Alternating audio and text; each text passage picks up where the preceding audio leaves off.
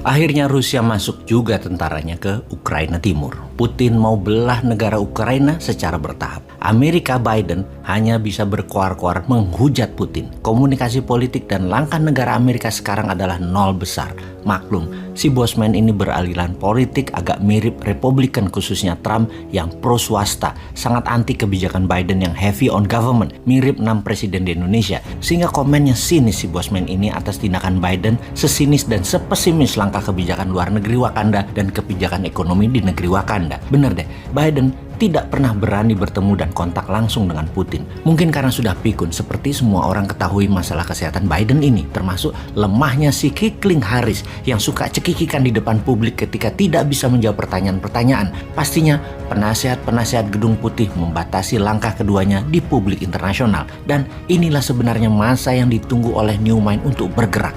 Di masa Biden untuk Indonesia berdaulat melawan IMF dan kaki tangan Amerika di dalam lembaga atau organisasi multilateral. Ya susah ya kalau yang dipikirkan pejabatnya hanya ekonomi elitis serta politik kekuasaan lingkar pribadi pejabat-pejabatnya. Lanjut deh urusi perut kalian itu. Kita kembali ke Putin yang tentaranya masuk ke timur Ukraina dengan judul Peacekeeping Army. Pemberontak separatis yang bergerak di dua wilayah Ukraina Timur yaitu Luhansk dan Donetsk yang dikenal dengan sebutan Donbas, wilayahnya tersebut akan dikendalikan Rusia, didamaikan versi Putin sih. Masuknya Rusia ini tanpa letusan senjata karena Putin dengan Morishkova 2.0-nya yang berkali-kali bosman urai memang menggunakan hybrid war strategi ini dan terbukti sangat efektif. Ini berkali-kali dijelaskan juga bahwa Tiongkok dengan obor, Amerika dengan Hairo, dan Rusia dengan Morishkova 2.0 semua strategi internasionalnya dan semuanya punya grand plan atau world map versi mereka masing-masing. Beda dengan negara yang diurus Lord, nggak ada peta kebijakan Indonesianya atau nation interestnya, yang ada peta kebijakan negara lain yang dipakainya. Kita bahas detailnya mengenai hybrid war ini di lain kesempatan.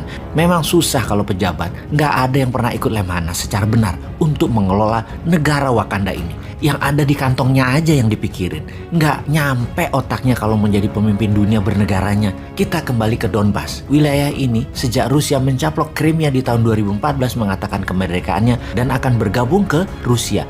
Dan memang Rusia sejak 5 tahun sebelum 2014 sudah pasang banyak kaki di gerakan insurgensi separatis di banyak wilayah di perbatasan-perbatasan Rusia. Mereka terus bergerak mengganggu keamanan wilayah tersebut sehingga penduduk yang bukan berbahasa Rusia banyak yang pindah.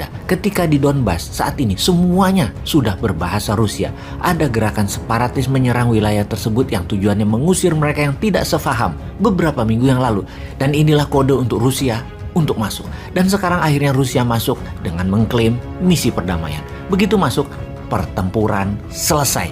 Bukan dimulai ya, selesai. Karena sudah takluk 100%. Donbas adalah wilayah penghasil batu bara dan memiliki banyak tambang batu bara, serta Donbas merupakan daerah industri. Ada sekitar 3,5 jutaan penduduk di sana yang semuanya berbahasa Rusia. Intinya, dua wilayah Luhansk dan Donetsk ini sudah takluk dan dianeksasi oleh Rusia. Dunia mau apa? Amerika bisa apa? NATO bagaimana bergeraknya? Semua sudah dibahas di video sebelum ini. Lengkap, termasuk pembenaran alasan Putin akan romantisme zaman Catherine the Great hingga kejayaan Soviet menggunakan Morishkova 2.0, bukan bedil-bedilan ala Hitler dan Perang Dunia Ketiga yang akan meluas. Itu bukan cara Putin. Senyap cara operasi intelijennya. Morishkova 2.0 adalah operasi intelijen, swift, silent, deadly.